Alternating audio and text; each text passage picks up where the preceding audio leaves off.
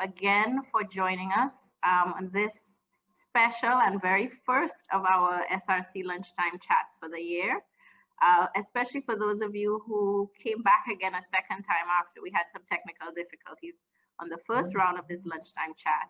So we're very happy to welcome you back again, and any newcomers, we can look forward to your dedicated attention because we're not competing with the US inauguration. So let me just, as the Deputy Director of the SRC, the Shridath Ramphal Center, express my delight in welcoming to this session members of the private sector, members from international organizations, and a member from our very own University of the West Indies to talk about an issue that's really important in promoting one of the things we care about most at the SRC, which is promoting regional and international trade and making our economies more dynamic.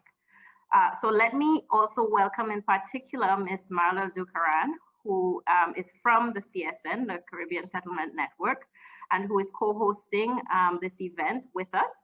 And she will be speaking first. And also Ms. Laura Gilles Alvarez and Mr. Dr. Antonio Alleyne, who also will be speaking, but I will leave all of the details of that to my very able colleague at the SRC, Ms. Chelsea Brathwaite, who will speak and introduce the panelists and herself moderate the event.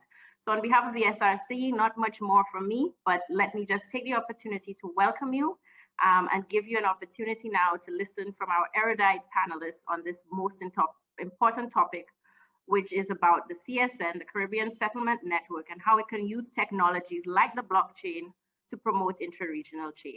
Chelsea, thanks a lot. Thank you, Dr. Jani Remy. As mentioned, my name is Chelsea Brathwaite, and I'm the moderator for today's Lunchtime Chat, which, as Dr. Remy would have said, is the first one that we're hosting for the year. And we're doing this in collaboration with the Caribbean Settlement Network. This SRC Lunchtime Chat, entitled How the Caribbean Settlement Network Can Use Blockchain to Promote Trade, is set against the backdrop of a recent publication by the Inter-American Development Bank called A Caribbean Settlement Network: Can Blockchain Ease Intra-Regional Trade in the Caribbean? In this thought-provoking, information-packed piece, the authors explore innovative solutions like blockchain technologies and their utility for reducing non-tariff trade barriers, and in turn, increasing the region's trade competitiveness. Today, to continue this discussion, we are fortunate to be joined by some of the authors and contributors of this publication. It is my privilege to introduce to you our esteemed panel of experts. First, we have Dr. Antonio Alleyne, who of course is no stranger to the SRC family, having previously presented at our Lunchtime Chats. Dr. Alleyne is approaching 12 years of professional experience in analyzing the economics of commerce and trade. He has investigated this critical topic from the viewpoint of government at the Ministry of Finance and Economic Affairs, in the private sector through various consultancies, and now in academia at the University of the West Indies Cave Hill campus. His research falls under the scope of economic integration, specifically bringing countries closer for commercial advantages. He particularly uses quantitative methods to investigate his research areas. Also joining us is another familiar face, Ms. Marla Durkharan, who our regular viewers may remember from the previous SRC Lunchtime Chat, which focused on blockchain technology. Ms. Durkharan is a top economist and advisor on the Caribbean, having led discussions and published reports on the Caribbean implications of COVID-19, Brexit, and changing US and Chinese policies, among other geopolitical developments.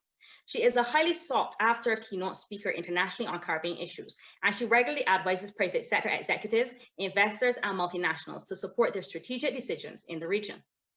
And last, but by no means least, we have a new face. We're welcoming Ms. Laura Gilles Alvarez to the SRC family.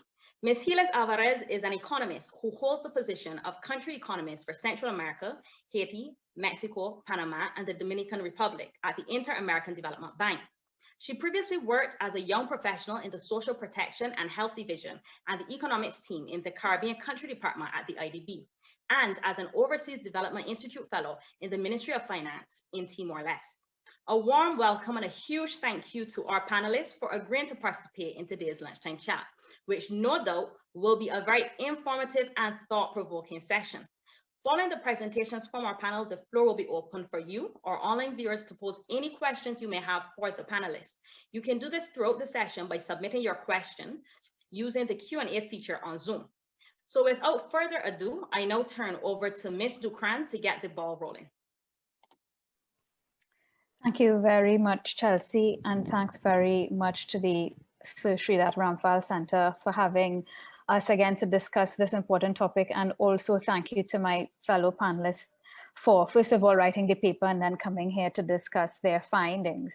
So what I'm going to do is just, talk a little bit about how we've gotten here.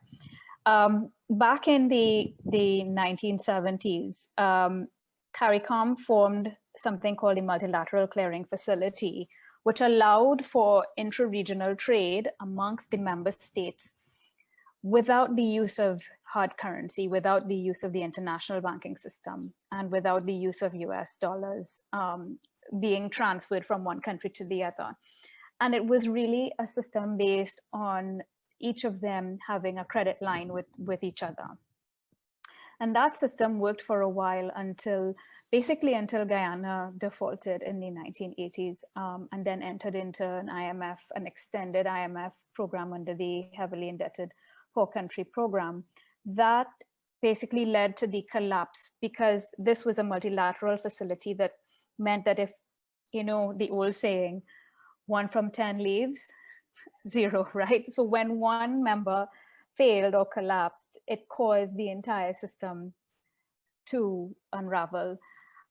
So basically, a few of us came together back in 2018, I think it was, it was 2019, to form this working group for the Caribbean Settlement Network. So the Caribbean Settlement Network is sort of an incarnation of the Multilateral Clearing Facility, where we've looked at the weaknesses that caused that system to fail. And we've basically built the mitigants into the new structure that we think can work going forward. And that includes blockchain technology, but it doesn't have to be. We feel it might be beneficial to go with that specific underlying technology and the digital currencies that can be used on that network. Now, what this means is that if you have a Caribbean settlement network where each country in this region can trade bilaterally with another country in the region using digital currency, where they exchange their own currencies and not using US dollars, you don't need to go through the international banking system. You don't need to incur fees. And Laura and Antonio outlined in the study, the non-tariff barriers that intra-regional trade is fraught with will be significantly reduced. So intuitively, that means that it will be very supportive of greater intra-regional trade and even remittance flows as well, which we know can be very significant for certain countries in this region. So we have this working group that meets roughly quarterly. Of course, with COVID, there's been a bit of an adjustment to that schedule because central banks are quite busy dealing with other matters. But this working group was able to, for example, get a logo done for the Caribbean Settlement Network, get the Caribbean Settlement Network registered as a legal entity here in Barbados last year. It's modeled after the Caribbean Court of Justice. It is a regional not-for-profit. And so that means that the entity will be, not a private entity. The hope is that the central banks in the region will come together and run this network and this entity going forward. So we've really created a foundation, the working group that is, and we have many members of the working group from the private sector, from the banking sector, both regionally and extra-regionally. We have large conglomerates from this region in the working group. We have people from the legal fraternity, from the blockchain fraternity. We have development banks, most importantly, and we have Caricom as well, and central banks from the region, as well as outside of the region, like Bank of Canada, for example, is also on the working group. So it's a very rich, a very, very rich cohort of experts on the working group, but it's all voluntary and it's all for love of this region and for, because we want to see these frictions and these restrictions on trade being reduced, because we know that it will make a big difference to the way that the economies in this region perform, and we know that it will help to drive regional integration. So that's basically in a nutshell where it's at. We were very fortunate to have the support of the IDB and the support of Dr. Alleyne in writing this paper that fleshed out and put in numbers what the frictions look like, what the trade numbers look like, and what the potential delta, the potential benefit is to having a Caribbean settlement network in operation in the region. So with that, I will hand over now to Laura for her to go into some explanation as to what their findings were in the paper. Again, I thank the Sir Shridath Ramphal Center for highlighting this very, at least to me, very important, very dear to my heart, this topic, and for helping to share with the student body the ideas and the plans that we would like to execute here in this region to make it a better place. Thank you.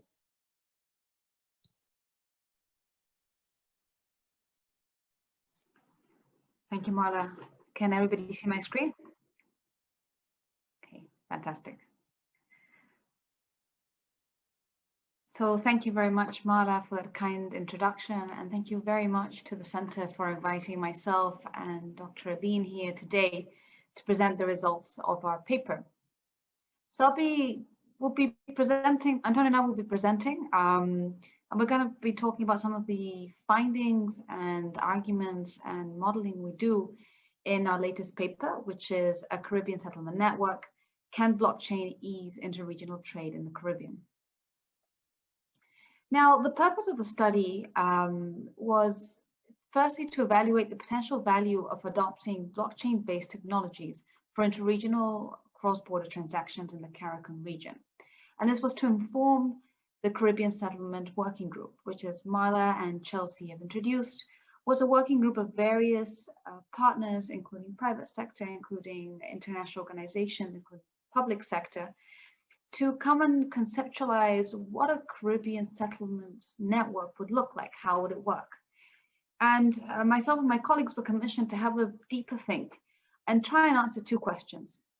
So first of all, is there a potential for a blockchain-based Caribbean settlement network? And second of all, what are the potential returns to trade of such a network in the Caribbean? So first of all, we had a look at a bit of a regional and historical perspective. Now, COVID-19 has brought forward to the agenda the need for greater regional integration, for greater cooperation amongst states. And this is ever more important in the Caribbean region, which has historically been very dependent on trade. So Caribbean countries, on average, import and export 100% of GDP, which is really high, much higher than other regional blocs, such as the EU or the Latin American region. However, interregional trade is low, about 10%. And this has generated a lot of debate in the literature. Why is this the case? And there's arguments to and fro. There's a chicken and egg problem. Is it that there's not enough demand? Is it that the conditions are not right? What is it that's generating this pattern? But what we do all seem to agree is that there are barriers to trade. And this is what we look at more in depth. So we know that tariff barriers have reduced, particularly with the evolution of the Caricom region and Caricom as an organization. But non-tariff barriers have been increasing in recent years and seem to be posing a greater burden on interregional trade. Now, if we look at the non-tariff intra and extra-regional trade costs in this graph here, we do find that the Caricom region has a lower advantage to other trading partners, such as Canada and the UK, which seems to point that non-tariff costs and barriers could be hindering intra-regional trade, and therefore is an issue that using blockchain could potentially solve. Over to you, Antonio. Okay, Laura, thank you. Well, as Laura had indicated, some of the key areas in terms of trade, some of the concerns that have been established were more related to non-tariff barriers. Now, traditionally, we've always measured trade as it relates to, things like distance, how far away each country is from each other, the traditional mass variables in terms of economic size and power influence and things like that. Now, we've moved away from that in the movement of the WTO towards reducing tariff barriers, this has been seen across the globe, and the Caribbean and Caricom specifically has been key in doing this. Now, we do have trade arrangements where we don't have to worry about import duties or so on, at least at a reduced level. However, what Laura indicated, and we have found is the case, was that the non-tariff barriers has been the predominant issue here. So things like transfer fees, things that you don't pay at the border, the general exchange rate, requirement of documents, the length of time it takes documents to get from one location to the next. These are all concerns that has facilitated the rise in costs for trade across the region. Laura? Right. So what we sought to do then was derive an appropriate model that would allow us to, first eliminate, we took a two-stage approach. We sought to eliminate the traditional measurements. We talk about size, we talk about distance, we talk about cultural behaviors, past influences, and so on. And what we were left with what we would generally refer to in the field as non-tariff concerns, non-tariff barriers. So this includes the things I was referring to earlier, required documents. We talked about length of time, exchange rate issues, all these different concerns. And as Marla mentioned earlier, one of the key things were that we, as a nation, even though we're close, we are well tied together traditionally, culturally, from a regional perspective as well, agreements as well. We do have to face converting our currency to US currency for us to ask for or purchase stuff from our neighbors. And those are some of the major concerns that we realized. And so we took this two-stage approach where we can eliminate those traditional barriers first, and then isolating both from the importer's perspective as well as the exporter's perspective, how these other non-tariff barriers affect trade. Next. Right, so after we've done that, we've also added some projections in terms of what could have been in light of trade. We had eliminated some of the concerns we've found. So based on what we took a three-prong approach, where we assume that given a 10% increase in efficiency based on the numbers we've found in trade would have grown by about 40%, and from up to a 50% scenario in terms of efficiency. Now, the whole notion of blockchain was to bring about that efficiency, remove those non-tariff barriers, and help us to improve on our trade patterns. So not countering convenience, because that's quite difficult to measure. This model actually just provides estimates forecasts from 2006 to 2015, basically indicating that trade would have grown by almost 50% if we had that increased level of efficiency. Next, right. The third one, this basically gives us an accumulated type assessment of the trade over time. So comparing to where we are now cumulatively and where we would have been over the years, we've seen that trade could have been in excess of 100% of what it is. Now, even though comparatively with the wider world, our regional trade is somewhat measurably small, around 10% or so, this would have seen tremendous growth. I'll let Laura continue from here. Thank you, Antonio. So the next question then we had, so we were seeing that there are potential returns to trade from reducing non-tariff trade barriers, which could be achieved through the use of blockchain. And this will be significantly higher when we include non-intra-regional partners such as the United States, Canada, or the UK. And then the paper moves on to have a bit of a review of the use of digital currencies and blockchain technologies for settlements, right? So how does this work in reality? What are we learning from other examples? Now, I take no credit for this figure or this detailed part of the paper, and this is due to Marcos, my colleague at LackChain at IDB. IDB has been working quite extensively, testing out new uses of blockchain technology, financial transactions amongst them. And What Marcos and the team did was a very thorough review of the use of blockchain technology for transactions and settlements used by central banks. Blockchain technology is on the rise, is here to stay. There are two major applications that we're seeing on the rise in the financial sector. And one of it is the use of blockchain for payments. For example, the use of sand dollar. And the aim is to foster financial inclusion and access to financial products. But there's also been an increasing use of blockchain by central banks for currency settlements for trade purposes. And here we put together a list of different projects that central banks are carrying out around the world. All of these are concepts, they're being tested out. There's no real project as such, at least not when we did this review a year ago. But bear in mind that this area of research and application is changing literally by the month. So this is probably even outdated by now. And we were interested in having a look and see what central banks were testing out concepts of use of blockchain in currency exchanges, in smart contracts, or in cross-border trade. And we have different examples around the world. Project Jasper in Canada is a very known one, the e-krona in Sweden, for example, as well. And we have actually got two homegrown examples in the Caribbean, which are in the process of being tested out, which is the sand dollar in Bahamas and the ECCU ECE dollar, which Marla herself is very knowledgeable about.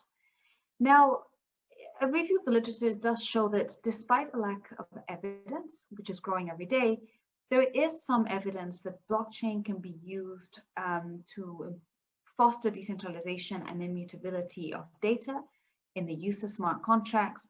It's being used a lot in digital identity, which can support issues relating to know your customer relations and anti-money laundering regulations. And it can be used as a trusted and secure channel for notifications and payments. So we do have evidence that not only can there be potential benefits for trade of using blockchain, but that indeed there is starting to be a growing source of evidence that blockchain can reduce some of these non-tariff trade barriers that we're seeing are hindering trade in the Caribbean region. However, this is not a panacea. It's not the solution to all our problems. There are pretty strong drawbacks to the use of blockchain technology that policymakers should not ignore. First and foremost is a complete lack of evidence as to how efficient these technologies are, if they can really reduce time and costs, by how much, what blocks are needed for that to happen, how big is the investment in hardware, how much do regulatory and institutional frameworks have to change, can this be done in a harmonized way? So these are questions that are starting to surface and for which we need answers. And for answers to be made, we need more pilots, we need more evidence, we need more cost-benefit analysis out there, more lessons learned out there. Sand dollar and the ECCU dollar are only two such projects. Not much evidence is being put out there for the public, and we cannot highlight enough the importance of this documentation to be available for lessons learned and to come up with new ideas. But not only to come up with new ideas, but make sure we can develop them in a realistic and safe manner. So finally, conclusions. We saw that non-tariff trade barriers seem to be a hindrance for interregional trade in the Caribbean. Non-tariff trade barriers we assessed were distance and culture, exchange rates, transfer fees, and required documentations, all of which seem to have negative effects on trade, as per the gravitational model that Antonio was presenting. Distributed ledger technology can really help reduce some of these non-tariff trade barriers. For example, reducing red tape, increasing speed of transaction efficiency. There is growing evidence that this can take place, but that does not automatically mean that it will do so in our region. More so, we do find that potential returns to interregional trade are more modest, just because interregional trade is only 10% of the total trade in the region. Partners such as the United States, Canada, and the UK are extremely important for our countries. And if we are to design such a thing as a Caribbean settlement network, we would really recommend it be done in a way that can link with these partners or that includes these partners, because otherwise we're really missing out of any potential benefits. And last but not least, huge potentials, interesting applications and potential application of blockchain, but there are severe challenges that must not be ignored. First of all, there's a required upfront financial investment to design and maintain blockchain networks, and it is unclear how much this costs. And this is important in many of our countries, particularly as they're increasingly fiscally constrained. Business climate tends to be weak, so there's limits as to how much the public and the private sector can invest. So you really need to understand what is the investment that this entails. Second of all, there's limited literature on the cost-benefit analysis of such initiatives. Highlighting my last point, projects such as the ECCB dollar, Sand dollar really are pioneering in the region. We really need them to put out evidence of what is working and what is not working, because that is really going to inform what steps others can take in using blockchain technologies to solve some of the region's issues. And finally, legislative regulatory frameworks have to be updated and harmonized. Blockchain application is not going to happen alone. You need the regulators on board. And not only the regulators in each country, you need to make sure that the regulators are all speaking to each other and that the changes are happening in a harmonized way, particularly if this is to work and to promote trade across countries. Next steps. At the end of the day, IDB is an international organization. We don't just produce research for the sake of producing research. We want to make sure there's some lessons learned for policymakers to take on. And most importantly, for the CSN and the working group to take on board going forward in designing what a Caribbean settlement network would look like. First of all, we recommend building on more advanced experiences with blockchain technologies in larger financial institutions or in other countries that are generating evidence in the matter. That map we created a year ago is just a first approach. And these kind of mappings, looking at what documentation is available, what are the lessons learned, and making use of that to design our own interventions is of utmost importance. I repeat myself again, homegrown evidence. We really need homegrown evidence. These projects taking place now should really be putting out the documentation that allows everybody else to take the lessons learned. Whether it's because of what they achieved or what they didn't achieve, this is really, really important if the Caribbean region wants to take fast strides in implementing these kind of technologies. Second of all, we need strong and committed governance structures, public acceptance, and champions amongst politicians to take this forward, to pioneer this, to own this, and to make the Caribbean settlement network a reality. And finally, countries' regulatory frameworks should ensure harmonization and coordination, both within the region, but also with main trading partners. I think it is one of the main conclusions we reach is that the Caribbean alone will not really reap benefits. The benefits will come if they really open up and make sure they include trading partners like the United States, Canada, and the UK. And also the regulators have to be on board. Legislation has to be updated. Regulatory frameworks have to be up to speed in what the technology is providing if we are to make sure it's going to be implemented, but implemented in a solid and safe way for all of us to use. Thank you very much. Thank you so much to our panel, including Marla, Laura, and Antonio, for what were very succinct, yet still very in-depth presentations. Evidently, the Caribbean, which is a very trade-dependent region, it faces high non-tariff trade costs, which are hindering interregional trade. And what is interesting is that non-tariff barriers have been found to have stronger negative impacts on trade than tariff barriers, to the extent that they can actually reduce trade gains that would have been created by eliminating or reducing tariffs. So we find ourselves here in this situation where, despite having an average interregional tariff across Caricom that's well below the global average, our interregional trade is still declining because our non-tariff barriers are high and rising. But as we've heard from the panel, the good news is that distributed ledger technologies like blockchain and other innovative solutions exist that can actually help to lower these NTVs and in turn promote trade. So with that having been said, I have some questions so far, and I still want to remind the audience that they can still submit their questions in the Zoom using the Q&A feature. And I would now present the first question to the panel. The first question says, there's no doubt that a currency trading settlement will support trade. However, the issue at play here is, what are the obstacles to developing such a settlement network? And are these obstacles solved by the paper's proposal, meaning the IDB paper that would have been written by Laura and Antonio, along with the other contributors?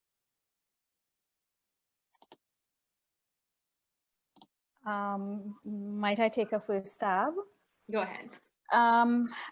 You know, the intention of the paper was not to outline the challenges in implementing, although Laura and Antonio can both speak to their ideas around that. I think the largest obstacle we face in its implementation is really getting the political will to make it happen. I'm sure everybody in this room on this call is aware of the many frustrations associated with getting things done as a region through Caricom or otherwise. I'm sure you all know of the Golding report. I'm sure you all know of the various complaints that have been made around how difficult it is for us to do things collectively as a region. I was quite disappointed, for example, that as a region, we did not procure the vaccine for this virus together, and each country had to go on its own.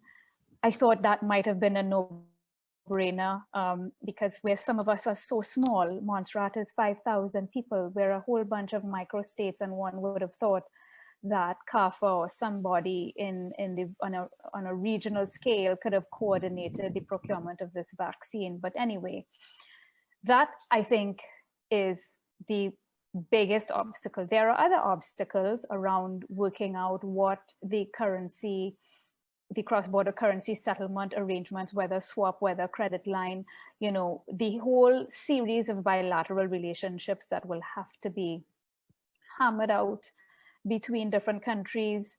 It doesn't have to be multilateral, and as a matter of fact, I think it ought not to, because a series of bilaterals is stronger than one multilateral agreement that when one pulls out, you know, it collapses. Those are challenges that we will have to work through, but I think the biggest obstacle is really the political will. What's the solution for that? I think that's a subject for a PhD thesis, right? I hand over to Laura and Antonio for their comments on that question. Okay, well, I'll take just a quick stab at it.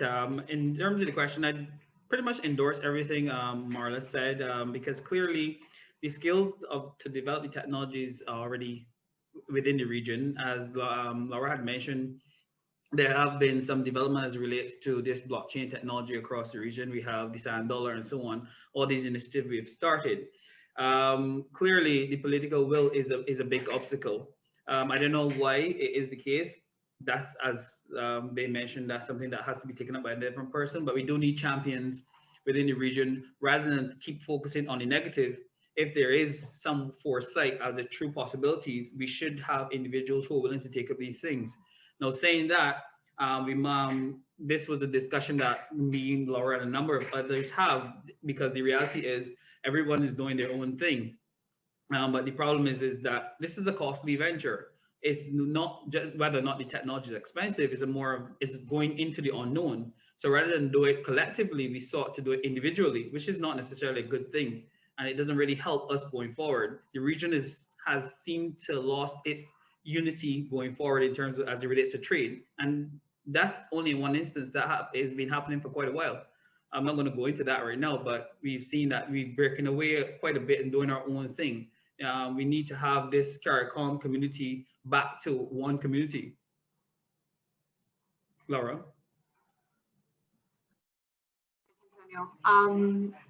That's a very complex question, a good question. I agree with Marla. I think you could do a whole thesis, you could write books on the challenges and obstacles. And a lot of times you come across, as I said, this chicken and egg problem, right? Is what leads to what. But political champions is definitely a challenge we see. Coordination among states, and the Caribbean region is not alone to find that a challenge. Every country in the world finds it a challenge, and particularly when regards to trade and the adoption of new technologies, it doesn't work if only one partner takes it on. Everybody needs to take it on at a sort of similar pace, or be able to at least engage with that technology, even if you don't completely take it on. And I think that's part of the issue of why customs reforms and the adoption of new technologies in trade, if they're fascinating because they take place worldwide, almost blanket wide across every country, but they take a very long time to be implemented, and they create a lot of struggles and issues along the way. But I find as well there's a big disconnect between up and coming new technologies and new startups working with new technologies and the regulators, and the more discussion and more relationship between both parties is absolutely necessary. We had a sandbox regime in Barbados that allowed for that, but that is really a one-off. I haven't heard of many other examples where new technologies are seriously being considered by regulators. And they're right, regulators, to question and to be worried. It's their job to be worried, to make sure that these technologies are appropriately adopted and with the necessary measures and with the necessary safeguards. But I think that lack of that disconnect is really a hindrance to adoption of blockchain technologies, and even starting to solve some of the traditional issues we see with trade in the region. Thank you to the panelists.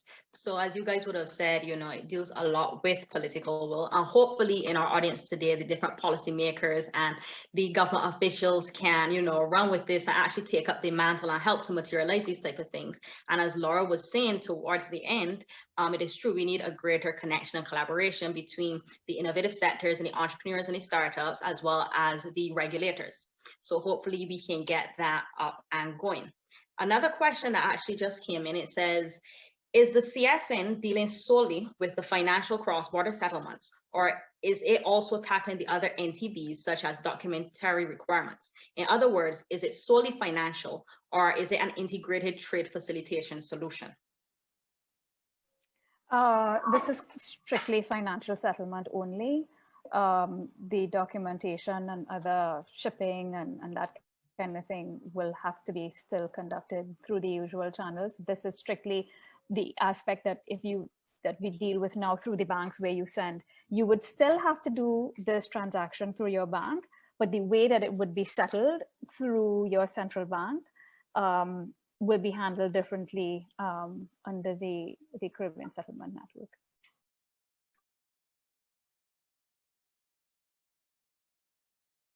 You're on mute, Chelsea. You're muted.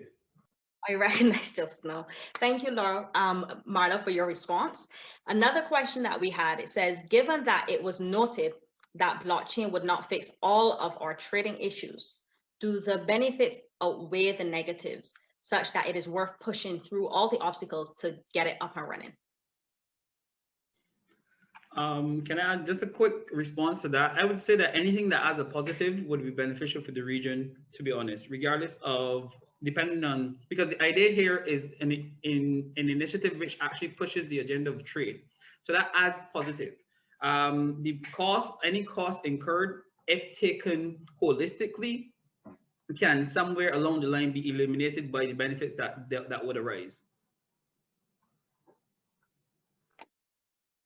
Thanks, Antonio. Marla or Laura, you guys had anything to add? No, I agree with Antonio. I mean, the thing now is it's really not even so much about the technology. The technology facilitates digital currencies, which facilitates easier payment and settlement, right? But there are other ways. As a matter of fact, right now, today, there are central banks that have bilateral currency swaps. I think Trinidad and Barbados has one where they kind of net off against each other. So, and that is not using blockchain technology. So the point is, it is not absolutely necessary. It is, however, much more secure, cost-effective, et cetera, and the blog and the paper outline some of the benefits, but the obstacles can't be helped by the technology, which, as I said earlier, are political in nature. Yeah, just building on what Antonio and Marla was saying, it's a difficult call, right? We're kind of dealing with cutting edge technologies applied in a way that has not been done before. And you don't really fully grasp the cost and benefit of it until you're fully in it. Definitely the benefits. That being said, we do find that blockchain can ease some of the constraints to trade in the region, and that is absolutely a benefit. How much of a cost it incurs, it depends how you do it. So there are always ways around. You can make it as hard or as easy as you want. And making sure you understand what the costs can be and how much they can be is of utmost importance, I think. And as you were saying earlier, Laura, what we actually need now is a lot more of the homegrown solutions to actually see what the costs and the benefits are. So perhaps in future times, we'll have more concrete answers in terms of the cost benefit analysis. Can I add two cents to that?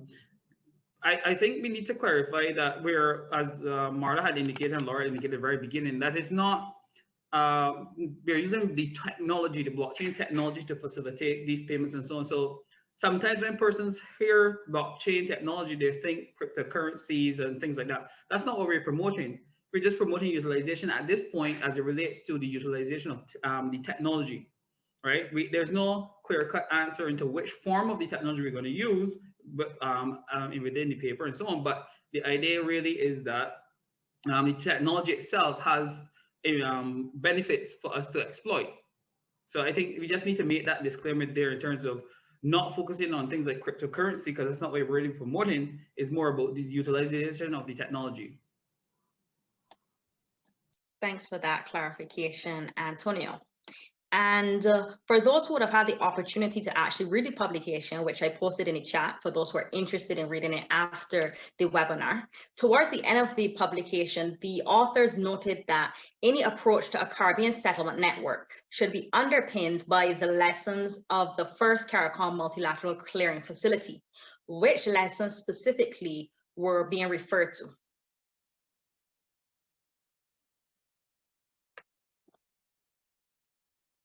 Laura, you want to take that? No? You know, one of the biggest challenges with respect to the multilateral clearing facility was the fact that when two countries traded with each other, let's just say Barbados and Jamaica, for example, what happens is you end up with a trade deficit on one side and a trade surplus on the other. And what the multilateral clearing facility provided for was a limit of, I think it was $100 million US in trade deficit size on one side and trade surplus on the other. And then when it got to that level, then what happens is the country who has the deficit has to basically pay the surplus country in hard currency using a traditional SWIFT and wire transfer system and so on, and settle that country for that deficit, that trade deficit. What happened was, you know, when you have a situation where there is a sovereign debt default, a balance of payment crisis, and this country has no more access to foreign currency to honor its hard currency obligations, then that, I mean, it's a credit risk and it becomes, you know, a debt that is in default, basically. So what we've sought to do with the way that we propose the CSN to be structured is one where on a bilateral basis, countries can agree to what their own limit and their own tolerance is for credit exposure to any other country. And also they can agree to settle that deficit or surplus using other means. It doesn't have to be, for example, that I settle you in US dollars. It could be that I have oil, or I have rice, or I have sugar, or I have some commodity that you need, and I can settle you by sending you a shipment of this commodity. Some of that took place under Petrocaribe, for example, between Guyana and Venezuela. So we do have examples of this taking place. And so, you know, really it's about the challenge with the multilateral clearing facility was the credit risk, and we just have to find ways of mitigating that credit risk, and each country deciding what level of credit risk they feel they're comfortable taking with any other bilateral trading partner. Thanks, Marla. Anything to add from Antonia or Laura? to add, Marla is the expert on this issue. She's the one of the pioneers of the idea. But as far as I understand as well, the use of new technologies allows for ways around the trigger of the failure of the clearing facility first time around. So if one country would have to default for any reason, the technology we're proposing would be able to have mapped out the transactions between countries in a much more efficient way. You could almost go a loop around it, right? And you could settle up with the other countries. That's ideally what the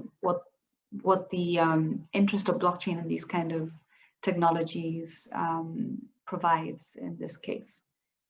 So definitely using cutting edge technology that was not available back then to solve some of the issues of why it failed. Yeah, I think, Laura, in referring to, for example, atomic swaps of digital currency where it will happen automatically, for sure, it makes things much smoother and easier, and it's not a manual process. But even with the atomic swaps, we will still, digital currency swaps, that is, we will still have to settle the net deficit on one side and the surplus on the other using some other settlement means, because what it means is that the country in surplus is going to end up with an inventory of local currency, digital currency from, let's say, Jamaica will end up with an inventory of digital Barbados dollars over time, that it's going to say, hang on, I don't need all of these digital Barbados dollars because you've got this surplus, this deficit, and I've got this surplus. So we need to renew the swap with either hard currency or commodities or something like that. But certainly the operationalizing of it and the mechanics of it can be much more efficient using blockchain technology and atomic currency swap arrangements.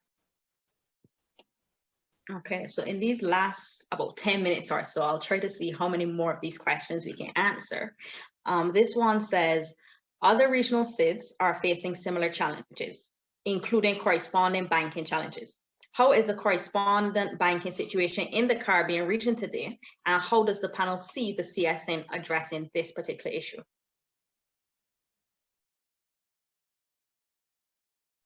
So I can have first go, and then I'm sure Marla will have a lot more to add on the issue. So correspondent banking relationships are here to stay. I don't think they're going to go anytime soon. Requirements for compliance are increasing and actually pose a big burden on the financial systems of these countries. We wrote a paper in my department looking at the financial systems of Barbados, for example, and we see that it's clearly an issue of burden. That being said, that's likely not to change. What blockchain does allow, or what ideas are being put on the table, right, is greater traceability in transactions, which aids the requirements posed in the corresponding banking relationships, and even allowing for systems. You could even think outside the box, right, and say, well, could we even not have to go through corresponding banks in the US anymore? Is traceability good enough that you would be allowed to transact directly between banks and still comply with documentation requirements by international standards? So these are all sort of ideas being put on the table, which is the beauty as well of this network and this working group, is that you really get to think outside the box and see what could a different future look like.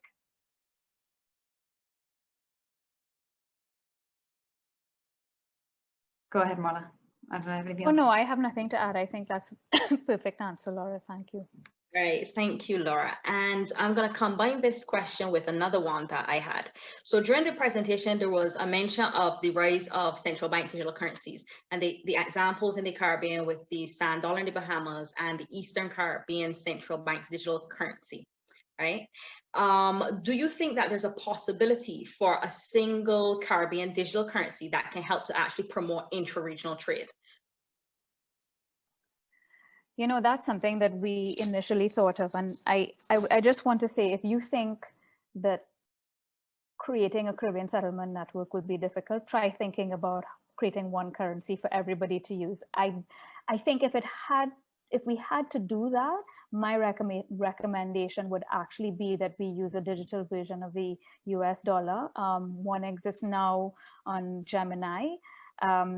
and the US Fed is working with Accenture on the US dollar, the digital dollar project, where they're looking to create their own digital version of their sovereign currency, like the EC and Bahamas have done. That's what I would choose, simply because so much of the trade is already denominated in almost all of it in US dollars. But try getting all these countries to agree on one currency. I don't see it happening in a practical sense, although from a theoretical standpoint, it would solve so many problems, because you don't need to have all of these currency swaps if we're all using one currency.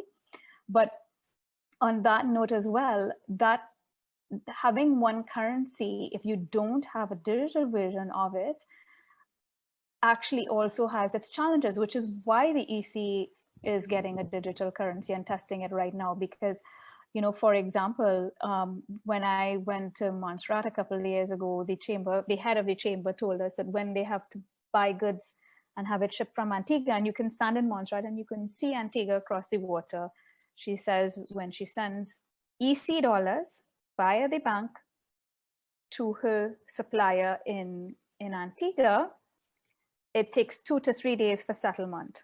That's like moving money from Christchurch to St. Lucie, and it takes 2 to 3 days to get there. And they're using the same currency, same bank, everything. So the point is, sometimes having the same currency doesn't even work properly, because the banking system itself is fraught with all kinds of inefficiencies, sometimes willfully so, and which is why the EC is going with a digital currency to reduce these frictions that they have even in the Eastern Caribbean in using that one currency. I hope that answers the question. I agree, and just sort of an extra note, look at the EU and the euro and all the issues and all, I mean, it's got fantastic benefits to it. Me being a European citizen as well, I completely admit it has fantastic opportunities. It has brought a lot of benefit to the region, but it comes at a high cost as well. And country essentially loses possibility of doing monetary policy, which is not always recommendable. So that is a very deep discussion that each country has to have. Is an issue of sovereignty, is an issue of policy as well. So this goes well beyond just the idea of doing a settlement network, and really hits the core of what Caribbean nations see themselves being able to do as a nation and power over what they should decide, which I think creates an extra layer of difficulty. I'll just add, because I can't really disagree with anything and the two ladies just said. I would say that this is where the Caricom Secretary should take note of some of the concerns that individuals do have. I mean, I have no problem to call no individual entities, because the reality is Caricom in itself has been stalled for the mere fact that we've yet to identify or come up with a plan of how we will integrate monetary systems, basically speaking. So that the issue of sovereignty has been an issue a long time. So as directly answering the question, at this point, I can't really see that happening, as Marla indicated, going forward. But there are theoretically numerous benefits for what we can achieve with that. Thank you, guys. And the final question that we'll take, since we only have about 5 minutes left, it says, large sophisticated private settlement networks exist today in the bond, equity, and currency markets, and they settle trillions of dollars of trades every day and hour. What consideration does your proposal, being the IDB publication, give towards private sector involvement? Do you think that this initiative should be private sector led rather than a government led operation? Okay, let me say that no, the governments of the day would not be able to do this without the contribution of the private sector. However, being led or being controlled by the private sector, for me, is a no-no. I don't see, because that is a recipe for disaster. Let me say it holistically. However, the input, the effort, the contribution from the private sector is needed, because at the end of the day, we are the ones who benefit, the society in general. Governments are there in place to facilitate, and to do that, they need our assistance, financially and otherwise. So taking just coined that the tripartite arrangement that we do have here in Barbados. These are some of the initiatives that need to be taken forward to discussing these things after a particular point, right? But to have them control, I'm sorry, I disagree with that. Yeah, I echo your sentiment, Antonio, and actually this is why the working group is structured the way it is. It includes government and central banks and multilateral lending agencies and Caricom, the Caricom Secretariat. And so it's got every stakeholder you can think of and the banking sector involved. And this is why also when the legal entity was registered, it was registered as a not-for-profit organization, and it was structured, modeled after the Caribbean Court of Justice. So it's a regional entity. The hope is that the private sector, through its innovation and through the technology that we already use and employ for various central banks, we can create the network, and then the central banks hopefully can take it over and operate it for the benefit of the entire region. That's ideally what would happen. I agree with Antonio's sentiment that to have this strictly in the hands of the private sector is just another SWIFT, right? It's just another, like right now we use Visa, MasterCard settlement network for our local Barbados dollar transaction settlement, and then fees have to be paid in US dollars. It's just not an optimal solution. And so I feel like the innovation, the implementation and execution is probably well placed in the hands of the private sector to make it happen and launch it. And then the central banks come in and become shareholders, if you will, and create this this Caribbean settlement network with multilateral underpinnings like the Caribbean Court of Justice is.